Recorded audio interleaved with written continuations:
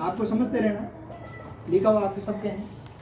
देखिएगा बच्चों, बिजोलिया किसान आंदोलन जो है वो भारत का सबसे बड़ा किसान आंदोलन है, क्योंकि बिजोलिया जो किसान आंदोलन है वो किस क्षेत्र से संबंधित है? भीलवाड़ा क्षेत्र से रिलेटेड है, क्योंकि बिजोलिया वर्तमान में भीलवाड़ा के अंतर्गत आता है। और ये बिजोलिया जो क्षेत्र है वो किस क्षेत्र से रिलेटेड है? मेवाड़ क्षेत्र से। किस क्षेत्र से रिलेटेड है? मेवाड़ क्षेत्र से। और मेवाड़ क्षेत्र के अंदर भीलवाड़ा, चित्तौड़गढ़, उदयपुर जो एरिया है वो सारा का सारा कौन से क्षेत्र में आता है? मेवाड़ क्षेत्र। और मेवाड़ क्षेत्र के अंदर जो भीलवाड़ा है वो वर्तमान में, जो बिजोलिया है वो वर्तमान में कहाँ आता है? भीलवाड़ा। कहते हैं कि जो भारत का बिजोलिया जो किसान आंदोलन है भारत का अहिंसात्मक किसान आंदोलन है। कैसा आंदोलन है? भारत का अहिंसात्मक किसान आंदोलन। भारत का अहिंसात्मक किसान है,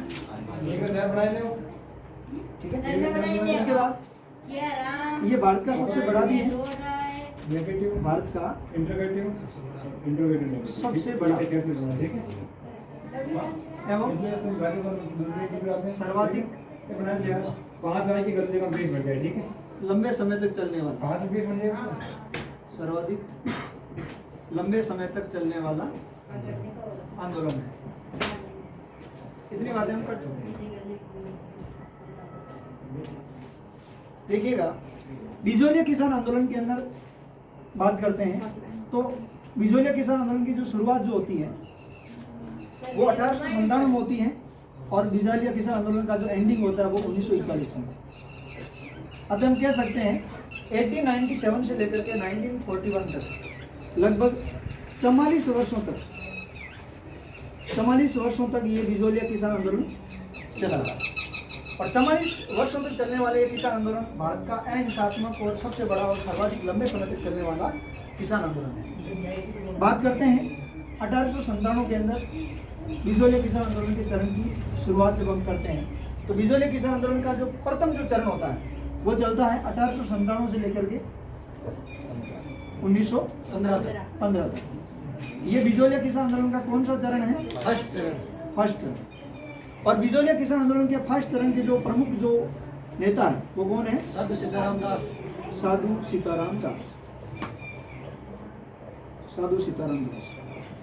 सीताराम दास इस बिजोलिया किसान आंदोलन के प्रथम चरण के प्रमुख नेता थे, जिन्होंने किसानों की मांगों को स्वीकार करते हुए किसानों का मुद्दा उठाया और अपनी जो बातें हैं वो सारी की सारी बातें किस पर रखी?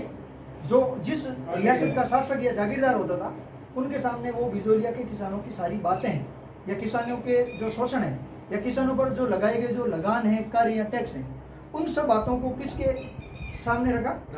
राजा महाराजा के सामने। किसने रखा? बिजोलिया किसान आंदोलन के फर्स्ट चरण के प्रमुख नेता साधु सीताराम दास ने।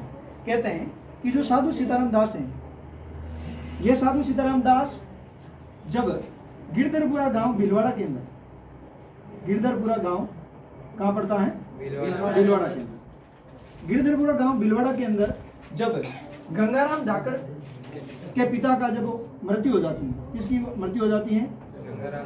गंगाराम धाकड़। तो गंगाराम धाकड़ के पिता की जब मृत्यु होती है तो उस मृत्यु भोज अवसर पर, इस मृत्यु भोज अवसर पर कौन आता है? साधु सीताराम दास। उस समय ये साधु जो सीताराम दास था वो था पुस्तकालय अध्यक्ष था। तो कहते हैं कि साधु सीताराम दास जो पुस्तकालय अध्यक्ष था, लिखा पढ़ा था और उसको राजनीति के बारे में काफी अच्छा नॉलेज था और अपनी दावेदारी किसी के सामने पेश करने की इसके सामने इसकी कला थी। तभी उसने कमान संभाली बिजोलिया के फर्स्ट चरण की। और बिजोलिया के फर्स्ट चरण के अंदर साधु सीताराम दास के साथ में नानजी और ठाकरी पटेल, फतेहकरण और ब्रह्मदेव, और इस साधु सीताराम दास के साथ में इस महाराणा फतेह सिंह, जो मेवाड़ का महाराणा फतेह सिंह था, उसका राज दरबारी या राज मंत्री जो था वो कौन था? हमीद हुसैन। तो हमीद हुसैन उस जांच आयोग का क्या करता है? जांच करता है, अपने अधीन जांच करता है बिजोलिया के किसानों के शोषण के बारे में, कि उनके लगान है, कर हैं, वो किस प्रकार से हैं, या उनका शोषण जो हो रहा है या उनके भू राजस्व के अंदर वृद्धि हो रही है, उन सब बातों को देखते हुए हामिद हुसैन जो होता है वो जांच अधिकारी के रूप में बिजोलिया के किसानों की क्या करता है, जांच करता है। कहते हैं कि गिरधरपुरा गांव भिलवाड़ा के अंदर गंगाराम धाकड़ के पिता की मृत्यु के अवसर पर कौन आते हैं, साधु सीताराम दास। साधु सीताराम दास उस समय पुस्तकालय अध्यक्ष थे। तो साधु सीताराम दास इस गंगाराम धाकड़ की मृत्यु पर आ जाते हैं और साधु सीताराम दास क्या करते हैं, बिजोलिया के किसानों की मांगों को या उनके शोषण की बातों को सुनता है और साधु सीताराम दास और उनके सहयोगी, साधु सीताराम दास के सहयोगी कौन, नानजी और ठाकरे पटेल, नानजी व ठाकरे पटेल। कहते हैं कि नानजी और ठाकरे पटेल को साधु सीताराम दास के कहने पर ये नानजी और ठाकरे पटेल कहाँ चले जाते हैं, मेवाड़ के शासक, मेवाड़ के शासक महाराणा फतेह सिंह के पास चले जाते हैं। तो मेवाड़ के महाराणा फतेह सिंह उस समय मेवाड़ का शासक होता था, पूरा का पूरा जो शासन था वो इस मेवाड़ के महाराणा फतेह सिंह के अधीन में था। तो मेवाड़ के महाराणा फतेह सिंह के पास में कौन चले जाते हैं, नानजी और ठाकरे। ये नानजी और ठाकरे पटेल किसके कहने पर चले जाते हैं, और ये साधु सीताराम दास किसके मृत्यु भोज के अवसर पर आया था, पिता पर। और ये गंगाराम धाकड़ के पिता का मृत्यु होती है वो किस गांव में होती है, गिरधरपुरा गांव भिलवाड़ा। और ये साधु सीताराम दास उस समय किस पोस्ट पर थे, और ये साधु सीताराम दास फर्स्ट चरण के प्रमुख क्या थे, नेता। और फर्स्ट चरण की शुरुआत कब होती है, 1857 से लेकर के कब तक चलती है, 1915 तक। तो फिर ये जो गिरधरपुरा गांव के अंदर जो ये अवसर जो है वो 1897 की बात है, 1857 की बात है।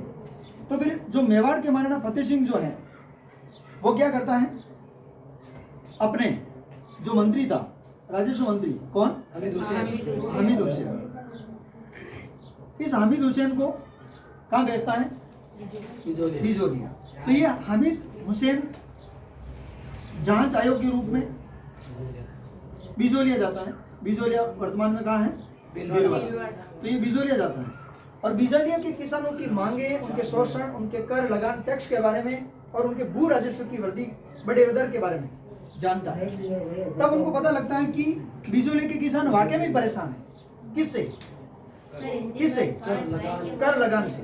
और उस समय कर और लगान लगाने वाला व्यक्ति कौन था, 1897 में जब पृथ्वी सिंह की मृत्यु हो जाती है, किसकी मृत्यु हो जाती है, पृथ्वी सिंह की, गोविंद सिंह की मृत्यु होती है। तो गोविंद सिंह की मृत्यु के बाद यानी गोविंद सिंह का शासन जो था वो 1894 से 97 के मध्य था। उस समय बिजोलिया के किसानों पर कोई प्रकार का कर लगान टैक्स नहीं था। उसकी वजह से बिजोलिया के किसानों को कोई आपत्ति नहीं थी। लेकिन गोविंद सिंह की मृत्यु होती है 1897 में और उस समय गोविंद सिंह का उत्तराधिकारी यानी उसका पुत्र जो होता है कृष्ण सिंह, वो नया उत्तराधिकारी बनता है। तो कृष्ण सिंह पृथ्वी सिंह की मृत्यु के बाद में 1897 में उत्तराधिकारी बनता है और कृष्ण सिंह उस समय जनता, जो बिजोलिया की जनता के किसान थे, उस पर एक कर लगा देता है जिसका नाम है चमरी कर। और चमरी कर के रूप में यानी किसी भी किसान की लड़की के विवाह पर जो चमरी मनती है उस चौरी पर उनको 5 रुपए या 13 रुपए का क्या देना पड़ता था, कर देना पड़ता। तो उस 5 रुपए और 13 रुपए कर की वजह से, चौरी कर की वजह से, कृष्ण सिंह की इस शोषण की वजह से जनता थी परेशान। इसके अलावा कृष्ण सिंह उस बिजोलिया के किसानों पर 84 प्रकार के क्या लगा देता है, कर लगा देता है। कर मतलब टैक्स, और कर या टैक्स या लगा। और ये कृष्ण सिंह उस बिजोलिया के किसानों पर भू राजस्व में क्या कर देता है, बढ़ोतरी कर देता है या वृद्धि कर देता है। तो भू राजस्व के अंदर वृद्धि करना, 84 प्रकार के कर या टैक्स लगाना और जनता पर यानी किसानों पर उनकी लड़की के विवाह के अवसर पर चौरी कर के रूप में 5 रुपए या 13 रुपए लगाना, जिसकी वजह से कृष्ण सिंह से जनता क्या थी, परेशान। इस वजह से बिजोलिया का जो किसान आंदोलन है उसकी शुरुआत जो होती है वो कब होती है, 1897 के अंदर। किसकी मृत्यु के बाद में, और गोविंद सिंह का जो पुत्र है वो अगला उत्तराधिकारी कौन बनता है, कृष्ण सिंह। किसका कर लगाता है, और चमरी कर के रूप में कितने रुपए, 13 रुपए। इसके अलावा 84 प्रकार के कर और भू राजस्व क्या करता है। फिर कहते हैं कि ये जो चमरी कर जो लगता है वो तो लगता है 1903 में, और 1906 के अंदर कृष्ण सिंह की क्या हो जाती है, मृत्यु हो जाती है। 1906 में कृष्ण सिंह क्या हो जाती है, मृत्यु। और कृष्ण सिंह की मृत्यु के बाद में कृष्ण सिंह का पुत्र अगला उत्तराधिकारी बनता है और जिसका नाम क्या था, पृथ्वी सिंह। क्या था, पृथ्वी सिंह। तो कहते हैं कि पृथ्वी सिंह का जो शासनकाल है वो कब शुरू होता है? 1906 में, और पृथ्वी सिंह की मृत्यु होती है 1914। यानी 8-9 साल पृथ्वी सिंह का शासन चलता है। कहते हैं पृथ्वी सिंह जो है उन्होंने जनता पर और शोषण करना शुरू कर दिया, और उन्होंने कर के रूप में कौन सा कर लगाया? तलवारबंदी कर लगाया। और इस तलवारबंदी के कर के कारण जनता और परेशान हो गई, जनता उस शासन के विरुद्ध भड़क गई, जिसके कारण से किसान आंदोलन और तेज गति से विद्रोह करने लगा। किसके? राजा के विरुद्ध। किसके विरुद्ध? राजा के विरुद्ध। इस वजह से बिजोलिया किसान आंदोलन अपनी रफ्तार पकड़ चुका है, और साधु सीताराम दास जो फर्स्ट चरण के प्रमुख नेता हैं, उसके साथ में नानजी और ठाकरे पटेल मेवाड़ के महाराणा फतेह सिंह के पास में जाते हैं, और कहते हैं कि नानजी और ठाकरे पटेल महाराणा फतेह सिंह के पास में जाते हैं।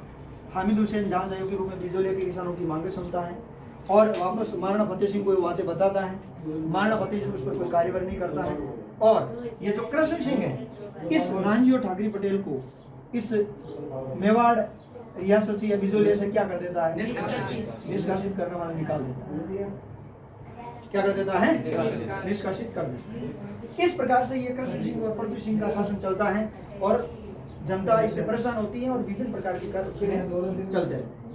उसके जस्ट बाद में बिजोलिया किसान आंदोलन का जो सेकंड जो चरण है, उसकी शुरुआत होती है कब? 1916 के। उसकी शुरुआत कब होती है? 1916 के अंदर। ध्यान से देखना बच्चों, सन 1897 से शुरुआत होती है फर्स्ट चरण की, और 1915 में पहला चरण क्या हो जाता है? समाप्त हो जाता है। फर्स्ट चरण के कंप्लीट होने के बाद में जो सेकंड जो चरण आता है, वो सेकंड चरण शुरू होता है 1916 से 1922 तक चलता है। 1916 से 1922 तक चलता है। और इस सेकंड चरण के प्रमुख जो नेता होते हैं वो कौन होते हैं? विजय सिंह पथिक होते हैं। कौन होते हैं बच्चों? विजय सिंह पथिक। और विजय सिंह जो पथिक हैं, इसका जो मूल नाम है वो क्या था? भूप सिंह गुजर। क्या था? शाबाश, भूप सिंह गुजर। और ये भूप सिंह गुजर कहाँ के थे? ये थे यूपी के। और यूपी के कौन से शहर से बिलोंग करते थे ये? बुलंदशहर से। यूपी के बुलंदशहर से बिलोंग करते हैं। और भूप सिंह या विजय सिंह पति का जो जन्म होता है वो होता है 1882 के अंदर इनका जन्म होता है। और विजय सिंह पति यूपी से बिजोलिया के किसानों के शोषण को देखते हुए ये विजय सिंह पथिक आता है अजमेर। कहाँ आता है बच्चों? अजमेर। और अजमेर आते ही इसका एक सहयोगी बन जाता है। किसका? विजय सिंह पथिक का, जिसका नाम था गोपाल सिंह खरवा। तो ये गोपाल सिंह जो खरवा है, गोपाल सिंह खरवा, ये किसका सहयोगी बनता है? विजय सिंह पथिक, जिसका मूल नाम भूप सिंह गुजर। तो कहते हैं कि विजय सिंह पथिक जब गोपाल सिंह खरवा का सहयोगी बनता है, उस समय इसका नाम विजय सिंह पथिक नहीं होकर के उस समय उसका नाम क्या था? भूप सिंह गुजर। तो कहते हैं कि भूप सिंह गुजर इस गोपाल सिंह खरवा के साथ सहयोगी बनता है, और बिजोलिया के किसानों की मांगों को, उनके शोषण को, उनके कर लगानों को या भू राजस्व की वृद्धि को देखते हुए बिजोलिया के किसानों की ये सहायता करने चाहते थे। बिजोलिया के किसानों की क्या करना चाहते थे? सहायता करना चाहते हैं। तभी इनकी नजर जो होती है वो उन राजाओं के अंदर या किस रियासत के शासकों की या अंग्रेजों की जो नजर है वो उन अजमेर के सहयोगी गोपाल सिंह खरवा और उसके विजय सिंह पथिक यानी भूप सिंह पर पड़ती है। तो कहते हैं कि अजमेर के अंदर जो एक जेल होती है जिसका नाम होता है टोडगढ़। कौन सी जेल बच्चों? टोडगढ़ जेल। और टोडगढ़ जेल के अंदर इस गोपाल सिंह खरवा और इसके साथ में भूप सिंह को क्या कर दिया जाता है? बंद कर दिया जाता है। और कहते हैं कि उस जेल के अंदर इस गोपाल सिंह खरवा की तो क्या हो जाती है? मृत्यु हो जाती है। और भूप सिंह यहाँ से गायब हो जाता है, भाग जाता है। किधर? खेरवाड़ा। किधर भाग जाता है? और ये खेरवाड़ा उस समय कहाँ पड़ता था? चित्तौड़गढ़। कहाँ पड़ता था बच्चों? चित्तौड़गढ़। और चित्तौड़गढ़ की तरफ अपनी वेशभूषा चेंज करता है। चित्तौड़गढ़ के जाकर अपना जो भी अलग वेशभूषा थी उसको चेंज करता है, और भूप सिंह गुजर के नाम से अपनी पहचान को, अपनी छवि को चेंज करता है। और भूप सिंह गुजर उस समय चित्तौड़गढ़ जाकर के क्या बन जाता है? और विजय सिंह पथिक उस समय सन 1916 के अंदर विद्या प्रचारिणी सभा का क्या करता है? गठन करता है। और विद्या प्रचारिणी सभा के अंदर अध्यापन का कार्य शुरू करता है। विद्या प्रचारिणी सभा के अंदर क्या करता है? वो अध्यापन का कार्य शुरू करता है। तो 1916 के अंदर विद्या प्रचारिणी सभा का गठन होता है या उनके अंदर अध्यापन का कार्य टीचर के रूप में कार्य करता है। तो कोई भी बाहर से व्यक्ति आता है तो वो अपना नाम विजय सिंह पथिक के रूप में बताता है, तो कोई भी उसकी पहचान नहीं कर पाता है। अपने सर पर अलग से उसकी चेंज करना, बाल बड़े करना, दाढ़ी मूंछ, ऐसे अपनी छवि को चेंज कर लेता है। और भूप सिंह की वजह से उसका नाम चेंज हो जाता है और वो क्या हो जाता है? विजय सिंह पथिक। तो यदि आपसे क्वेश्चन पूछ लिया जाए भूप सिंह गुजर अपनी पहचान विजय सिंह पति के रूप में कब करता है, तो आपको बताना है गोपाल सिंह खरवा और भूप सिंह को जब टोलगेट जेल अजमेर के अंदर डाल दिया जाता है, तो गोपाल सिंह खरवा की तो वहां मौत हो जाती है और भूप सिंह वहां से जेल को तोड़ करके भाग जाता है खेरवाड़ा चित्तौड़गढ़ की तरफ, और चित्तौड़गढ़ के अंदर इस विजय सिंह पथिक ने भूप सिंह ने अपना नाम क्या कर लिया था, विजय सिंह पथिक। विजय सिंह पथिक 1960 के अंदर विद्या प्रचार सभा को ज्वाइन करता है और वहां पर अध्यापन या टीचर के रूप में क्या करता है, कार्य। उसके बाद में 1917 के अंदर विजय सिंह पथिक ने ऊपरमाल पंच बोर्ड का क्या करता है, ऊपरमाल पंच बोर्ड का क्या करता है, गठन। कब, 1917 के अंदर, जिसके अध्यक्ष, इस ऊपरमाल पंच बोर्ड के अध्यक्ष किसको बनाया जाता है, मन्नालाल पटेल को। किसको बनाया जाता है बच्चों, मन्नालाल पटेल को क्या बनाया जाता है, अध्यक्ष बनाया जाता है। किसका, ऊपरमाल पंच बोर्ड। और इसी ऊपरमाल पंच बोर्ड के अंदर ऊपरमाल डंका से क्या एक अखबार निकलता है, एक पत्रिका निकलती है जिसका नाम क्या होता है, ऊपरमाल डंका। ऊपरमाल पंच बोर्ड का गठन विजय सिंह पथिक 1917 में करता है और ऊपरमाल पंच बोर्ड के अध्यक्ष मन्नालाल पटेल होते हैं। और ऊपरमाल पंच बोर्ड के गठन के बाद में वहां से एक समाचार पत्र, एक संपादन होता है जिसका नाम होता है ऊपरमाल डंका। उसके बाद में 1917 के बाद में विजय सिंह पहुंच जाते हैं 1918 के अंदर बंबई अधिवेशन में। कहाँ पहुंच जाते हैं, बंबई अधिवेशन में। और बंबई अधिवेशन में 1918 के अंदर विजय सिंह पथिक किससे मिलने जाते हैं, महात्मा गांधी से मिलने जाते हैं, महात्मा गांधी से मिलने जाते हैं। और महात्मा गांधी से मिलने के बाद में विजय सिंह पथिक और महात्मा गांधी बंबई अधिवेशन या बंबई के अंदर बैठते हैं अपनी निवास स्थान पर और बातचीत करते हैं कि अपने राजस्थान के अंदर विजय सिंह पथिक जो है वो गांधी जी से कहते हैं कि यहाँ के जो राजस्थान के जो किसान हैं या बिजोलिया के जो किसान हैं वो उस जागीरदार से, उस सामंत से या उस राजा से परेशान है और उस बिजोलिया के किसान परेशान होने की वजह से आपसे मैं कुछ सहायता मांगना चाहता हूँ कि उस बिजोलिया के किसानों को किस प्रकार से हम इन प्रताड़ित होने से बचाया जाए, इनके शोषण को, इनके हक को वापस दिलाया जाए, इसके लिए लड़े लड़नी, इसके विरुद्ध आप अपनी कोई कार्यवाही करें। तो कहते हैं कि बंबई अधिवेशन में 1918 के अंदर महात्मा गांधी अपने प्रमुख या मंत्री जो था उसका नाम था महादेव देसाई। तो कहते हैं कि महात्मा जो गांधी है वो महादेव देसाई को कहाँ भेजता है, बिजोलिया। और बिजोलिया वर्तमान में कहाँ पड़ता है, भीलवाड़ा। और कौन सी रियासत में पड़ता है, मेवाड़। और मेवाड़ के महाराणा कौन है, फतेह सिंह। तो मेवाड़ के महाराणा फतेह सिंह के अंडर में आने वाला मेवाड़ रियासत जिसका बिजोलिया एक क्षेत्र है वो पड़ता है भीलवाड़ा में। और उसी बिजोलिया भीलवाड़ा के अंदर महात्मा गांधी के कहने पर 1918 में वो महादेव देसाई को बिजोलिया भेजते हैं। कहते हैं कि महादेव देसाई बिजोलिया आते हैं, ऐसे अपना नाम छुपाता है महादेव देसाई और वहां पर बिजोलिया के किसानों को एक आम नागरिक बनकर के, एक किसान बनकर के महादेव देसाई आता है और प्रत्येक किसान को उनके कौन सा शोषण हो रहा है, किस प्रकार के कर लगाए जा रहे हैं और उनकी लड़कियों की शादी पर किस प्रकार का चौरी कर लगाए जा रहे हैं, किस प्रकार के तलवारबंदी कर लगाए जा रहे हैं, उन कर के बारे में, उनके शोषण के बारे में, उस भू राजस्व की वृद्धि के बारे में जानता है। और महादेव देसाई वापस चला जाता है बंबई महात्मा गांधी के पास में। और किसानों की सारी जो हरकतें हैं, सारे के सारे जो शोषण कर रहे हैं, उन शोषण की बात कौन करता है, महादेव देसाई। किससे, महात्मा गांधी से। तो महात्मा गांधी जान जाते हैं कि बिजोलिया के जो किसान है वो उस राजा से, उस जागीरदार से क्या है, परेशान, और उसके शोषण जो है वो दिन दिन बढ़ जा रहा है। तो कहते हैं कि इसी 1918 के बाद में 1919 के अंदर 1919 के अंदर किसका गठन होता है, बिंदुलाल भट्टाचार्य आयोग। बिंदुलाल भट्टाचार्य आयोग का क्या होता है बच्चों, गठन होता है।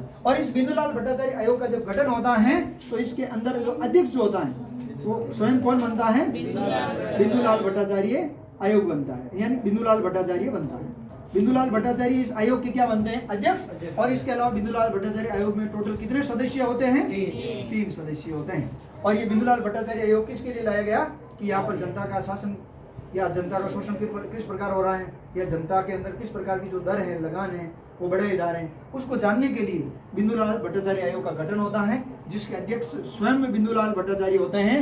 और पूछ लिया जाए बिंदुलाल भट्टाचार्य आयोग का गठन कब होता है, 1919। और बिजोलिया किसान आंदोलन के कौन से चरण में, सेकंड चरण में गठन होता है। और सेकंड चरण के प्रमुख नेता कौन होते हैं, विजय सिंह पथिक, जिसका मूल नाम क्या होता है, भूप सिंह। और ये भूप सिंह कहाँ के रहने वाले हैं, और यूपी के किस शहर से, बुलंदशहर से रहने वाले हैं। और ये भूप सिंह अपना नाम विजय सिंह कब करते हैं, जब टोलगढ़ जेल से जाकर के चित्तौड़ चले जाते हैं। तो चित्तौड़गढ़, खेरवाड़ा चित्तौड़गढ़ के अपना नाम जो होता है वो अपना नाम चेंज करते हैं। विद्या प्रचारक सभा को गठन यानी विद्या प्रचार सभा को ज्वाइन करते हैं, टीचर के रूप में कार्य करते हैं और 1916 के बाद में 17 के अंदर ऊपरमाल पंच बोर्ड का गठन होता है। 1918 के अंदर महात्मा गांधी से मिलते हैं और 1919 के अंदर बिंदुलाल भट्टाचार्य का क्या होता है बच्चों?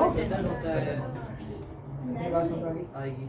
इसके बाद में कहते हैं कि 1918 के बाद और 1919 के बाद 1920, 1921, 1922 और 23 की बात है तो 1920 के अंदर 1920 के अंदर या 1920-21 के अंदर राजस्थान सेवा संघ का क्या होता है बच्चों? गठन होता है। राजस्थान सेवा संघ का या सेवा संघ की क्या होती है बच्चों? स्थापना होती है। और राजस्थान सेवा संघ की स्थापना जो होती है, इस सेवा संघ की स्थापना किसने की? विजय सिंह पथिक ने की। तो राजस्थान सेवा संघ की स्थापना विजय सिंह पथिक 1920-21 के अंदर करता है। यही बात है। उसके बाद में राजस्थान सेवा संघ की स्थापना करने के बाद में वहां से एक प्रताप समाचार पत्र निकलता है और सेकंड चरण के अंदर विजय सिंह पथिक के सहयोगी जो होते हैं वो कौन होते हैं? गणेश शंकर विद्यार्थी। तो कहते हैं कि जो गणेश शंकर जो विद्यार्थी हैं वो खुद कानपुर के रहने वाले हैं। गणेश शंकर विद्यार्थी जो विजय सिंह पथिक के क्या थे भाई? सहयोगी। और ये गणेश शंकर विद्यार्थी खुद कहाँ से बिलोंग करते हैं? कानपुर से। और ये कानपुर कहाँ पड़ता है? यूपी के अंदर पड़ता है। और कहते हैं कि विजय सिंह पथिक इसी गणेश शंकर विद्यार्थी जो विजय सिंह पथिक का सहयोगी था, इनको चांदी की राखी बेचता है। चांदी की क्या बेचता है बच्चों? चांदी की राखी बेचता है। और ये गणेश शंकर विद्यार्थी खुद कानपुर यूपी के रहने वाले हैं और वो खुद गणेश शंकर विद्यार्थी क्या लिखते हैं? प्रताप समाचार पत्र के लेखन करता है। उसके बाद में राजस्थान सेवा संघ जो होता है वो 1921 के अंदर स्थानांतरित हो जाता है अजमेर। कहाँ हो जाता है? अजमेर हो जाता है। और अजमेर के अंदर राजस्थान सेवा संघ की तरफ से दो प्रकार के समाचार पत्र निकलते हैं। एक होता है नवीन राजस्थान और एक होता है तरुण राजस्थान।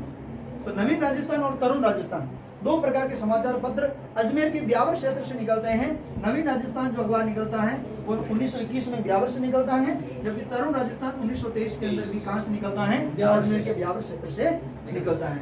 इस प्रकार से सेकंड चरण की क्या होती है? एंडिंग होती है। उसके जस्ट बाद 1923 से लेकर के 1941 के अंदर बिजोलिया किसान आंदोलन का तीसरा चरण शुरू होता है, जिसके प्रमुख नेता जमनालाल बजाज होते हैं। जमनालाल बजाज के साथ में माणिकलाल वर्मा, रामनारायण चौधरी, हरिभाऊ उपाध्याय भी होते हैं, जिसमें मैंने आपको उनको सबकी पत्नियों के नाम बताए।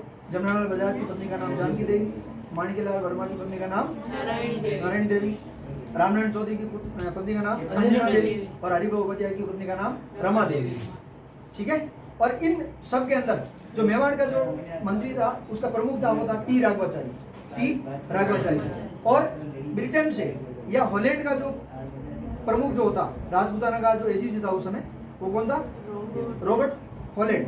वो रॉबर्ट हॉलैंड वहाँ कहाँ आता है? मेवाड़ आता है। और वहाँ पर 85 प्रकार के जो कर 84 प्रकार के जो कर लगाए हुए थे जनता के ऊपर, वो 84 में से 35 प्रकार के कर या लगान को क्या कर देता है बच्चों? माफ कर देता है। और इस प्रकार से बिजोलिया किसान आंदोलन का तीसरा चरण क्या हो जाता है? समाप्त हो जाता है।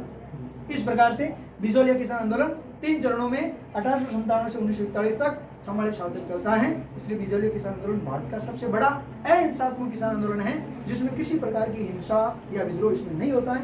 सिर्फ प्रमुख गठन होते हैं, प्रमुख बोर्ड बनते हैं, किसी को जेल में डाल दिया जाता है, किसी की जेल में भर्ती हो जाती है, कोई भाग करके अपना जो पहनावा है उसको चेंज कर देता है, अपना नाम चेंज कर देता है। और बिजोलिया के किसान आंदोलन कंटिन्यू फर्स्ट से सेकंड से थर्ड की तरफ चलते रहते हैं।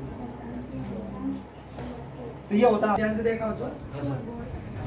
बिजोलिया किसान आंदोलन के बाद में अपना जो सेकंड जो टाइप है किसान आंदोलन वो है आपका बेगू किसान आंदोलन। कौन सा किसान आंदोलन? बेगू किसान आंदोलन।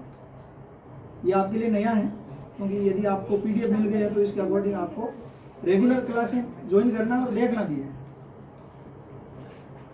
देखो, बेगू जो किसान आंदोलन है, इसकी जो शुरुआत जो होती है बेगू किसान आंदोलन की, वो होती है 1921 की। कब होती है? 1921 के अंदर बेगू किसान आंदोलन की क्या होती है? शुरुआत। और ये जो बेगू जो क्षेत्र है, ये बेगू जो क्षेत्र है वर्तमान में किस जगह पड़ता है? चित्तौड़गढ़। किस जगह पड़ता है बच्चों? चित्तौड़गढ़। और बेगू किसान आंदोलन के अंदर जनता के ऊपर कितने प्रकार के कर या लगान लगे हुए हैं? 25 प्रकार। 25 प्रकार की कर या लगान या टैक्स लगे हुए हैं। 25 टाइप के 25 टाइप के कर लगान या टैक्स लगाए हुए हैं बेगू किसानों के ऊपर। और बेगू किसान आंदोलन की जो शुरुआत होती है वो 1921 में होती है। और बेगू जो क्षेत्र पड़ता है वो पड़ता है आपके चित्तौड़गढ़।